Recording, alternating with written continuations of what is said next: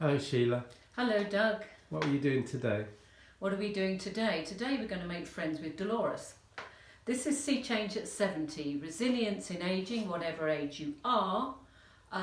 Two-part video, Living with Limitation. We all experience limitation with lockdown, with C19, and at different parts in our lives, we'll each experience limitation. It might be lack of opportunity, economic limitation, health and fitness, aging, frailty, whatever. It's a life experience we're all going to have if you haven't already had it. Today, getting to know Dolores, meet Dolores. Dolores is the name I give to my migraine headaches. She comes to visit me 3 or 4 times a year. She used to come more often. And when Dolores comes, I can't think, I sleep, I'm suffering. She's a very unwelcome house guest.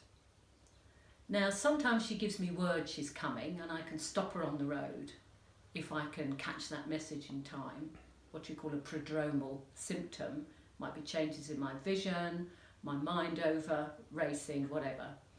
And sometimes I can't catch it, and sometimes I'm not listening, and sometimes she doesn't seem to send a message.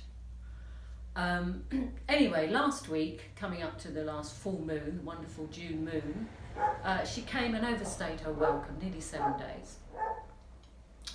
Now in the past, especially when I was working full time with clients and teaching and supervising, I'd experienced Dolores' visit as a real encumbrance in my life, a real obstacle, a real crisis. Oh no, Dolores is here. Oh, for heaven's sakes. These days, semi-retired as I am, with the luxury of moving the few appointments around, I have the freedom to welcome her in and find out why this old friend and I are still friends. What is it she's got to teach me? Why does she keep coming, even though she comes less often? So, these videos are about the power of the mind to completely transform our experience of limitation, whether that's pain, suffering, as Dolores is, my friend Dolores, or whatever that limitation is. So how do we do that? Focusing just on the experience this week of my relationship with my migraine, at its best times, I am curious about it. So instead of being overwhelmed by the pain, and it is very severe, I have to say, it does actually keep me in bed most of the time, and asleep, and in the dark, and not eating, etc. There's still a part of my mind that can get curious about it. A large part of the experience of pain is actually fear of pain. We're frightened of pain. Why shouldn't we be? We're frightened of it. Will we be able to cope? How long will it go on? We're scared of pain. Facing that fear, facing into it, rather than defending against it, when Dolores comes to visit,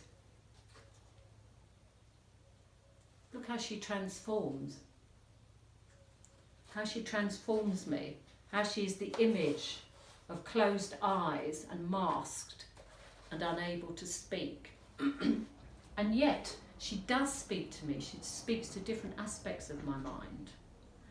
So, having the courage to be curious, facing into the fear, I find that Dolores can take me on an adventure, a heroine's journey, if you like. I'll give you 3 short examples. My whole dream life changes, and I wake up after the migraine. I can't write during it, and my journal is full with associations, connections, new ideas, buried treasure, if you like. A specific instance of memory working in a different way is that Doug and we lost a very important document several weeks ago, turned the house upside down, no document, about to find out how to get a new one, when I woke at 5 in the morning on a migraine morning and I knew where it was. Get up, there it is. Memories resurface. Third realisation, I woke another morning. I do not need, Dolores said to me, to carry my long hair about anymore. Well, I'd already thought perhaps I'll cut it off for practical reasons, but I do not need to carry my long hair about. I realised I'd been holding on to it. You know, my hair's still thick enough to wear long. Perhaps it won't be in 5 years' time or even next year. So I'll hold on to it for as long as I can. And in my relationship with Dolores last week, she said, you don't need to do that anymore. Thank you, Dolores. I'd rather you didn't come and visit at all. I didn't need the lessons you have to teach me. But it's my humanity. You know, she's my friend. We've all got to suffer with something, live with something, some limitation, die with something. Dolores is one of mine. Thank you, Dolores. Next time, I'll take you through a 12-step guide on how to strengthen and focus our minds so that we can transform our experience of living with limitation. This is Sea Change at 70. If you like this video or the others in the series, please press subscribe. Please leave a comment below. You can contact me at www.seachangeuk.com. Thanks, Doug. Thank you. See you next time.